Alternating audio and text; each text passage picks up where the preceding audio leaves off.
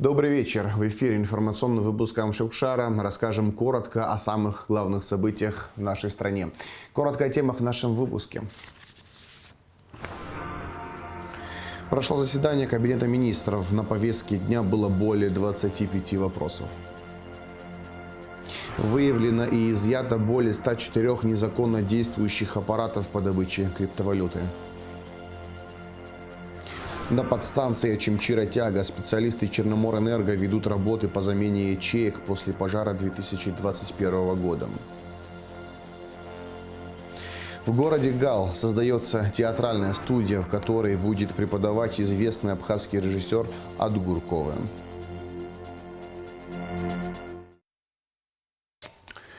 С 1 января будут увеличены единовременные пособия по рождению ребенка, выплачиваемые из бюджета Фонда социального страхования и охраны труда. Соответствующее постановление принято на заседании правительства. Кабмин также утвердил объемы общего допустимого улова водных биоресурсов и рекомендуемых квот добычи в осенне-зимнюю путину. Всего было рассмотрено более 25 вопросов. Репортаж Али Китрапш.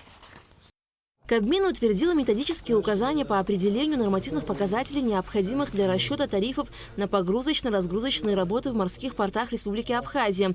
Также утвердил тарифы аккордных ставок. Документ представила вице-премьер, министр экономики Кристина Олзган. Концепция предусматривает расчет себестоимости и применение определенного уровня коэффициента. И, соответственно, проведен расчет уже по определению непосредственно тарифов. Хочу сказать, что последнее решение правительства по изменению тарифов на погрузочные работы было принято только в 2016 году. И с учетом того, что, понятно, себестоимость оказания услуг изменилась за прошедшее время, а нагрузка незначительная. Решением правительства обществу с ограниченной ответственностью Дом отдыха «Черноморская жемчужина» предоставляется право пользования участком недр для добычи подземных термальных вод в Очимчире сроком на 15 лет. Члены правительства предоставили право пользования участком недр для добычи подземной питьевой воды в селе Кутол и П. Хашба. Кабмин принял постановление о проведении переговоров и подписании соглашений между Министерствами сельского хозяйства Абхазии и Сирии. В рамках соглашения стороны сотрудничают по следующим направлениям: научные и сельскохозяйственные исследования, растениеводство и защита растений, животноводство и здоровье животных, планирование и развитие сельских территорий, рыболовство и аквакультура, экономика сельского хозяйства. Решением правительства утвержден общий допустимый улов хамсы в осенне-зимнюю путину 2023-2024 годов в размере 27 тысяч тонн. Черноморским институтом мы с ними сотрудничаем. Россия и Абхазия – это единственные, наверное, две страны, которые придерживаются квот, придерживаются основном это то, что происходит в бассейне Черного моря. И поэтому мы, как и ежегодно в этом году, в связи с рекомендацией данного института, мы принялись на первое время, предлагаем в объеме 27 тысяч тонн хамсы. Постановление правительства запрещает экспорт свежей, охлажденной или замороженной промысловой рыбы во время путины, за исключением экспорта мороженой рыбы российскими предприятиями. Юридическим лицам и индивидуальным предпринимателям запрещается в осенне-зимнюю путину привлечение к промыслу рыбы иностранных рыболовецких судов с пелагическими разноглубинными тралами. Также запрещается лов рыбы судами в 500-метровой зоне от береговой линии повсеместно. Кабмин внес изменения в постановление об установлении норм возмещения командировочных расходов, выплачиваемых за счет средств бюджетной системы Абхазии. Проект предполагает увеличение некоторых норм возмещения командировочных расходов. Данные правила не менялись с 2017 года. Меняем мы их только сейчас, в 2023 году. И они предполагают в абсолютном выражении по Абхазии это будет 250 рублей, то есть на 50 рублей только увеличиваем. В Российскую Федерацию это будет 1200 рублей, только на 200 рублей увеличиваем. В Москву и Санкт-Петербург увеличиваем на 250 рублей суточные. Это будет 1450 рублей. На найм жилья также проект предполагает увеличение в Российской Федерации на 900 рублей, а Москва и Санкт-Петербург на 1200 рублей. То есть можно будет снять гостиницу в Российской Федерации за 5400 рублей максимально, а Москва и Петербург, это самые дорогие города, это 7200 рублей. С 1 января 2024 года будут увеличены единовременные пособия по рождению ребенка, выплачиваемые из бюджета Фонда социального страхования и охраны труда. Вот мы выносим проект на 2024 год о повышении в 3-й раз государственных социальных пособий. Такие пособия, как по рождению ребенка для работающих родителей, у нас будет с 22 до 27 тысяч рублей. Для неработающих родителей с 17 тысяч до 22 тысяч рублей. Решением Кабмина принято постановление о списании зданий и сооружений имущественного комплекса «Сухумский мясокомбинат» и ликвидации предприятия. Также члены правительства включили часть имущественного комплекса Сухумской кондитерской фабрики в городе Сухум по улице Эшба в перечень объектов, подлежащих приватизации, а также утвердили условия его приватизации. Они говорят, что они сохранят профиль. Там никакая гостиница не будет, никакой дом отдыха там не будет. Это, знаете, где находится, напротив администрации Сухумского района. Там хотят создать именно вот технологическое предприятие, значит, по пищевой промышленности. Кто соискатель? Соискателем, одним из соискателей является Сухумский пивоваренный завод. Мы считаем, что они в состоянии... могут работать. Поэтому есть вот мнение, если вы поддержите. Но все процедуры, если парламент утвердит по конкурсу, все эти процедуры будут выдержаны. Также в перечень объектов, подлежащих приватизации, включены имущество бывшего Гагрского хлебзавода, госпредприятие «Абхазхлеб» и имущественный комплекс «Пицунское подсобное хозяйство» Министерства туризма. Утверждены и условия их приватизации. Аля Катрап, Шраму Камки, Абхазское телевидение. За текущую неделю сотрудниками подразделения МВД выявлено и изъято более 104 незаконно действующих аппаратов по добыче криптовалюты. Оперативно-профилактические мероприятия прошли в Ачимчирском, Гулрыбском и Гагрском районах. В результате проведенных оперативно-профилактических мероприятий по выявлению и пресечению незаконной добычи криптовалюты в Ачимчирском районе сотрудниками районного отдела внутренних дел совместно со службой государственной безопасности и специалистами Госстандарта Республики Абхазия на территории частного домовладения по улице Лакоба в городе Ачимчира обнаружено 22 аппарата по добыче криптовалюты, принадлежащие Харазия Хасику Леонидовичу. 7 аппаратов, которые были установлены в домовладении по улице Эшпа, изъяты у Тумава Виталия Владимировича. В доме по улице Ладария изъято 6 аппаратов по добыче криптовалюты, принадлежащие Лацушба Гунару Борисовичу. Также 6 аппаратов изъято у Кокопа Дениса Валерьевича из дома по улице Гоголя. В селе Маркула Ачимчирского района при осмотре территории частного домовладения обнаружено и изъято 5 аппаратов по добыче криптовалюты, принадлежащие Джопу Хаджарату Геннадьевичу. 3 аппарата, подключенные к энергосети, изъяты у жителя села Кутол Ачимчирского района Блабба Лаши Адгуровича. При проведении оперативно-профилактических мероприятий в селе Дранда сотрудниками отдела внутренних дел по Гулрыбскому району в домовладениях по улице Есаглы выявлено 9 аппаратов по добыче криптовалюты, принадлежащих Гопия Автандилу Тимуровичу. В городе Пицунда сотрудниками УВД по Гагрскому району совместно с районным отделом службы государственной безопасности и специалистами энергосбыта РУП Черноморэнерго из квартиры в доме по улице Агарба изъято 10 аппаратов по добыче криптовалюты, принадлежащие Хупоре Алмазхану Владимировичу. 36 действующих майнинг-устройств, принадлежащих Авелян Арсену Владимировичу, обнаружено в домовладении по улице Гагрибшское ущелье в городе Гагра. Все оборудование изъято и помещено на склады временного хранения. Владельцы привлечены к административной ответственности в соответствии с действующим законодательством. На подстанции Ачимчира-Тяга специалисты Черноморэнерго ведут работы по замене ячеек после пожара, который произошел в 2021 году. Для этого компании на 17 миллионов рублей было закуплено оборудование. На место работ выехала наша съемочная группа. Репортаж Гугуцы Вардания.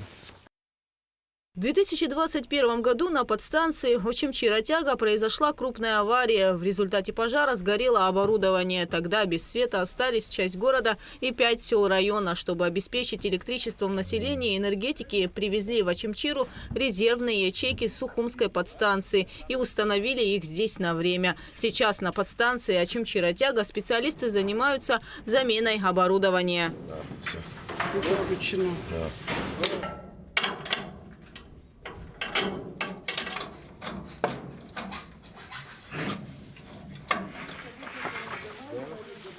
Прошло время, и привезли, Черноморэнерго закупила новые ячейки, кром 10 киловольт.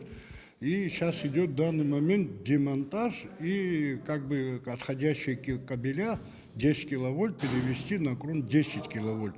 Привлечены все аварийные и ремонтные службы Черноморэнерго. И вот, как вы видите, сейчас кабеля отсюда демонтируют и подсоединять будут на кром 10 киловольт. Населенные пункты здесь, в частности, город 3, основной, процентов 30-35 питается город 3, Баслах, река Пакаш, полигон, больница, асфальт-завод и порт 5. На время ремонтных работ для соблюдения мер безопасности на подстанции отключили электричество, поэтому специалисты стараются работать слаженно и быстро, чтобы побыстрее подать электроэнергию в дома.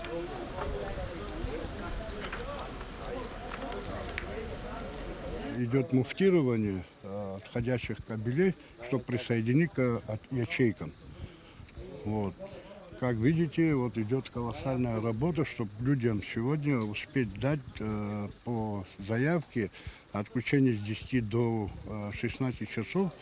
Ну, я думаю, что ребята успеют. На новое оборудование для подстанции Очимчи-Ратяга Черноморэнерго было выделено 17 миллионов рублей. Гугут Савардани, Аляс Курсая, Анатолий Малания, Абхазское телевидение. В редакциях информагентства «Апсномедиа» всю эту неделю кипит работа. Вместе с журналистами местных изданий здесь трудятся их коллеги из Татарстана. Главный редактор «Татар-Информ» Рамис Латыпов и дизайнер-верстальщик Ильдар Габидуллин делятся своим опытом, наработками и технологиями в сфере публицистики. Затем, как рождаются творческие идеи и печатные издания, наблюдала Шизина Ханагу. В редакции газеты «Республика Абхазия» вовсю кипит работа. Каждый сотрудник занят своим делом. И с ними, не покладая рук, трудятся приглашенные специалисты. Верстальщик газеты Варвара Михайлюк и дизайнер-верстальщик Ильдар Габидуллин работают над свежим номером газеты. Пипетку возьми. Да. Пипетку возьми. Вот эту, правильно? Да, правильно. Наверх подними. И, ага. На что нажать? Ни на что не нажимать, просто на текст. И тут тоже. Ой, как здорово вообще. Сегодняшние печатные СМИ переживают не лучшие времена. Каждый старается подстроиться под стремительно меняющийся мир, запросы читателя и придумывает новые способы привлечения аудитории. В этом вопросе у газеты Татарстана «Шахри Казан» есть свой метод. Вот уже в течение недели этим опытом Ильдар Габидуллин делится с редакциями газет «Апсны» и «Республика Абхазия». Он рассказал абхазским коллегам о современных дизайнерских решениях, показал верстку с помощью новых методов. Газета они делали очень хорошо, неплохо, я бы сказал. Времени нет, мы все время с девчонками вот так общаемся. Они вот впитывают, что мы знаем, мы впитываем, что они знают. Вот это, мне кажется, очень хорошая вещь, обмениваться опытом, и надо его продолжать. Так, результатом обмена опытом можно выделить верстку уже вышедшего номера газеты «Апсны». Сравнивая новый и старый выпуски, невозможно не заметить изменения. К примеру, благодаря новой верстке газета выглядит аккуратней. Строки линий стали параллельными, ровными. Выделяется шрифт заголовка. Фотографии к статьям стали обрабатываться качественней. Новая сетка верстки станет для читателя интересной и удобной. весьма доволен, и весь коллектив доволен. Оказалось, что можно перенимать опыт, и нужно. Газета требовала некого обновления, визуального обновления. Есть какие-то новые тенденции, за которыми мы, возможно, не успеваем. И поэтому вот тот богатый опыт, который есть у наших коллег из Казани, мы вот перенимаем. Они уезжают, но наши сотрудники, мои коллеги уже изучили новые правила, новые формы, новые шаблоны, которые используют, в частности, в Татарстане. Новой версткой порадует также газета «Республика Абхазия», ближайший номер которой выйдет уже во вторник. Новые идеи родились и в информационном агентстве «Апснепресс». Здесь главный редактор информагентства «Татар-Информ» и сайта «Интертат» Рамис Латыпов делится своими наработками. «Апснепресс» мне редакция очень понравилась. Здесь работают молодые люди, здесь кипит энергия. Бывают такие моменты, вот человек, журналист, он знает, что надо делать, но когда ему показывает чужой опыт, там сам вспоминаешь, вот надо же, можно же так сделать. И просто надо взять вооружаться, так скажем, современными знаниями. И вот современные СМИ, у них есть своя специфика, это не газета, это не телевидение. Мы поработали с журналистами, рассматривали некие материалы, я рецензировал какие-то материалы. Если мои советы помогут, я буду рад. И я брал интервью тоже, параллельно пытаюсь там делать для своего сайта интересные материалы, потому что здесь прекрасная природа. Вчера были вот на Вафонской пещере, я снимал видео, и читатели наши уже оценили. Татмедиа объединяет десятки СМИ. Газеты, журналы, телевидение, радио и интернет-издания. Татмедиа – это 65 филиалов. Все редакции медиахолдинга представлены в соцсетях, мессенджерах и видеохостингах. Ежемесячно сайты редакции посещают более 9 миллионов человек. Журналисты отмечали, что им интересно работать над повышением квалификации. Наши коллеги из Татарстана рассказали нам, как работать оперативно. Вот, и мы делали материалы, и он смотрел, редактировал, показывал наши плюсы, минусы, рассказал, на чем нужно сделать акцент. Сотрудничество с коллегами и их приезд в Абхазию стал возможным благодаря подписанному соглашению о сотрудничестве в сентябре этого года. В сентябре было подписано соглашение между Татмедиа и между Апснемедиа, согласно которому мы вот и продолжаем нашу работу. Это не первая ласточка, сегодняшние гости – это не первый обмен опытом. У нас уже проводились онлайн-семинары для наших сотрудников, проводили их сотрудники Татмедиа. Вот на сей раз к нам приехали еще 2 специалиста. Безусловно, у каждого издательства есть свои фишки и наработки. А обмен опытом способствует межредакционному сотрудничеству, новым знаниям и дарят массу положительных эмоций.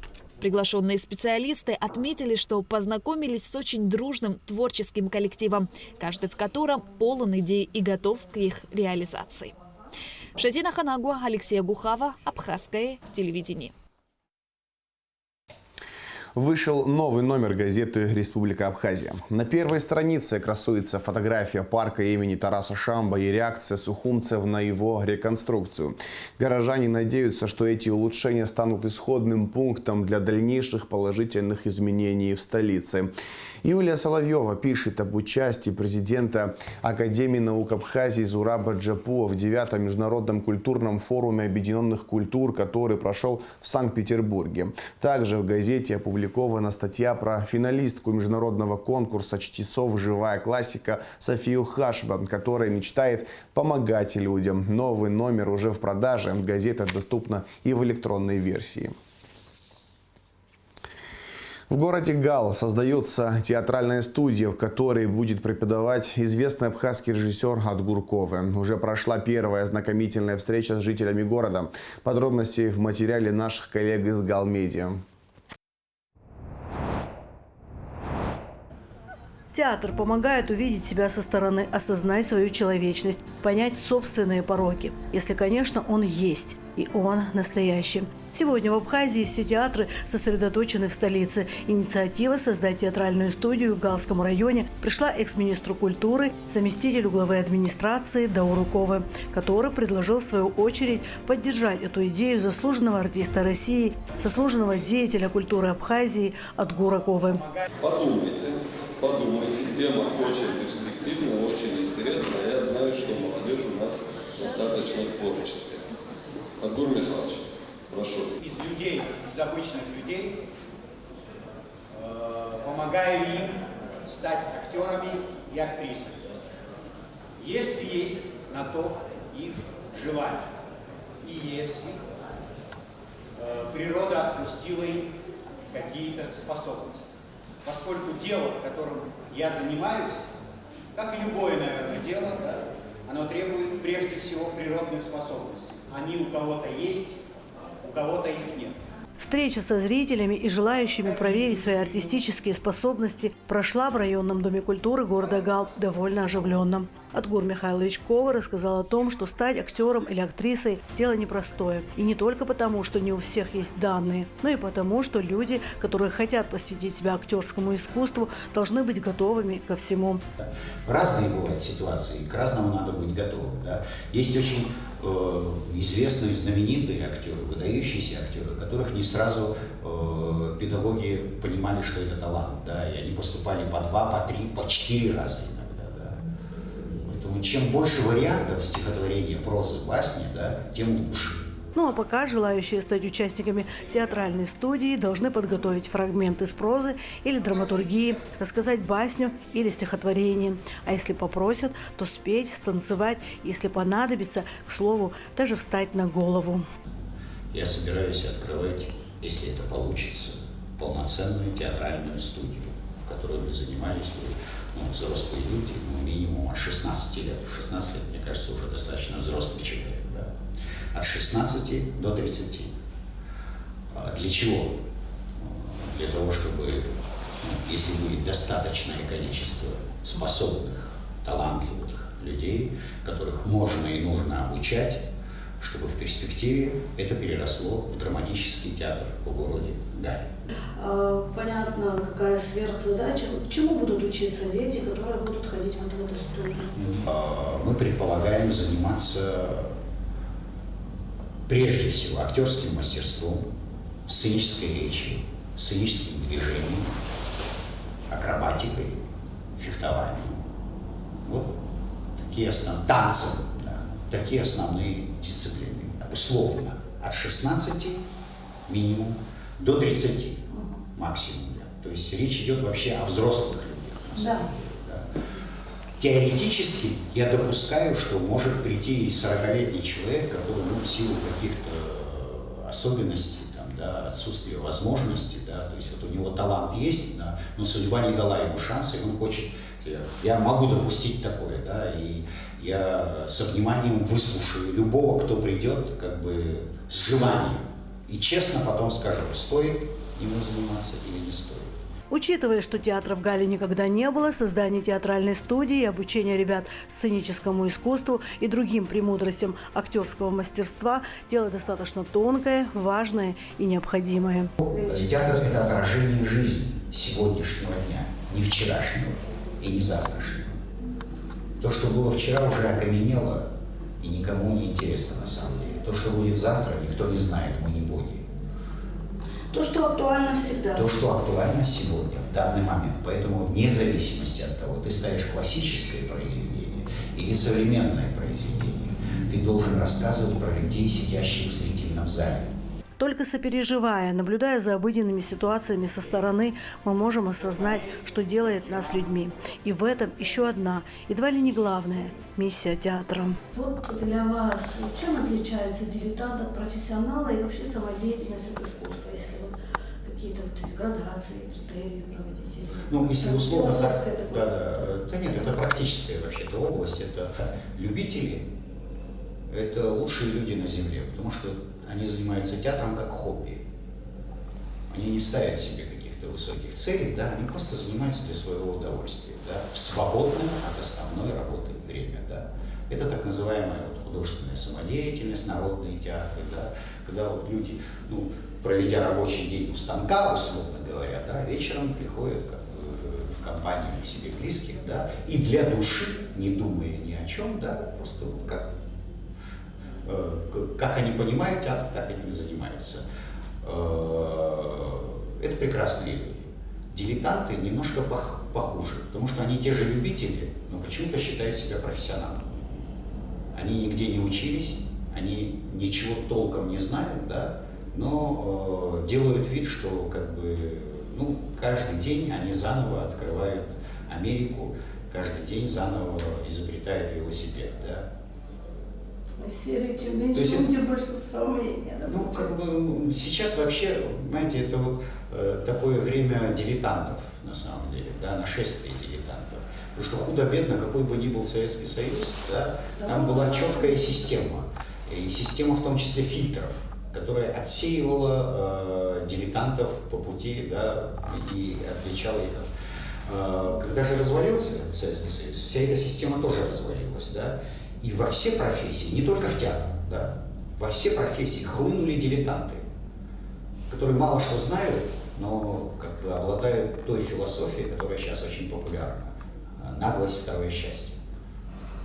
Великолепные постановки от Гуракова во многих театрах и сценах России, Абхазии и не только вызывают восторг и уважение. Отмечены наградами международных фестивалей в номинациях за лучшую режиссерскую работу, за лучшее ансамблевое решение. И сегодня у тех, кто решил посвятить себя актерскому мастерству, появилась возможность учиться и работать у такого большого мастера, не выезжая за пределы страны и города. Большой опыт, который, ну, имело бы смысл передать подрастающему поколению, тем более, что, ну, как бы, хорошо, что, с одной стороны, что театр сейчас популярен в Абхазии, да, с другой стороны, как бы, жалко, что мало профессиональных людей, которые этим театром занимаются, да. Чем больше их будет, чем больше мне удастся воспитать такого рода людей, тем лучше будет для театральной Абхазии в будущем, я так думаю.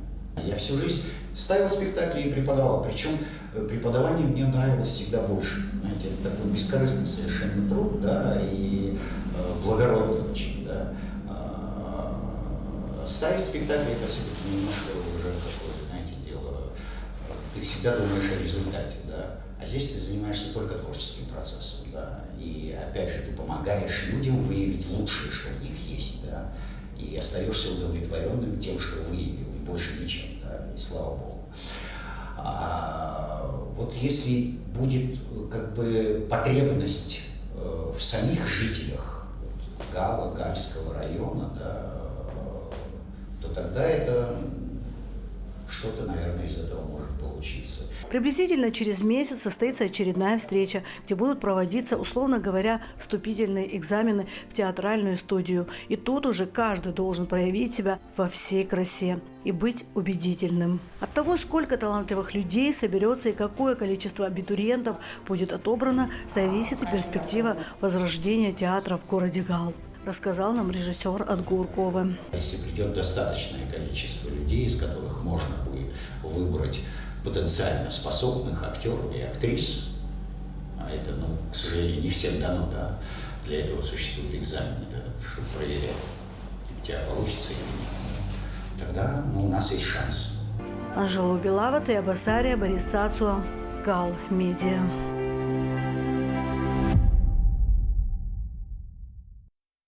В завершении выпуска расскажем о погоде.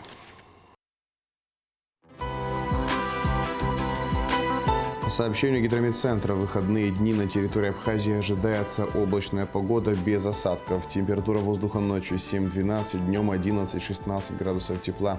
Температура морской воды плюс 14 градусов.